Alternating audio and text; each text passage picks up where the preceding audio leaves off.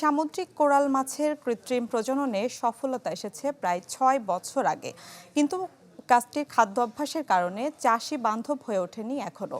কেননা কোরাল মাছ পেট ভরায় হ্যাচারির ছোট মাছ আর প্রাণী খেয়ে স্বাভাবিক ফিডে অভ্যস্ত করতে কৃত্রিম প্রজননের মাধ্যমে উৎপাদিত কোরাল পোনার পরীক্ষামূলক চাষ শুরু করেন গবেষকরা। এতে শরিক হন শেরেবাংলা কৃষি বিশ্ববিদ্যালয়ের মৎস্যবিজ্ঞানীরাও। জানান, তাদের বদ্ধ জলাশয়ে বায়োফ্লক্স পদ্ধতিতে চাষ করা কোরাল বড় হচ্ছে দেশীয় খাবার খেয়ে। পলিথিনে ভরে নিয়ে আসা হয়েছে সামুদ্রিক কোরাল মাছের পোনা। চাষ করা হচ্ছে বায়োফ্লক পদ্ধতিতে।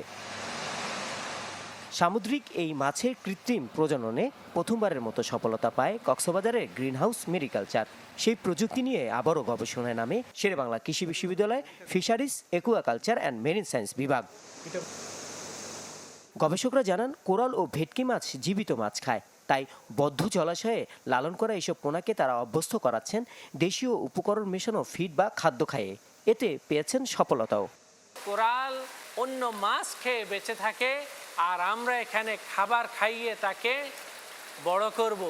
আর যখন খাবার খাইয়ে বড় করব, তখন সে পরিমিত খাবার পাবে, দ্রুত বড় হবে, বাজারজাত করা যাবে। কাজেই এই মাছটার বাজার মূল্যও বেশি, সেই হিসাবে যেই পরিমাণ খাবার খরচ হবে তার চেয়ে মূল্য বেশি পাওয়া যাবে। এই গবেষকের দাবি, কৃত্রিম প্রজননের মাধ্যমে উৎপাদিত এইসব কোরাল মাছের পোনা চাষি পর্যায়ে সরবরাহ করা গেলে বিপ্লব ঘটবে মাছটির চাষাবাদে। দেশের রপ্তানি খাতে যুক্ত হবে আরেকটি কৃষি পণ্য। এর রপ্তানির সুযোগ রয়েছে, কাজেই এটি রপ্তানি করে আমরা আয় করতে পারি, সেই সুযোগটা রয়েছে। কোরাল মাছ সবচেয়ে বেশি ডিম দেয় মে মাসে। একটি পরিপক্ক স্ত্রী কোরাল ৬০ লাখ থেকে ২ কোটি পর্যন্ত ডিম দিতে সক্ষম।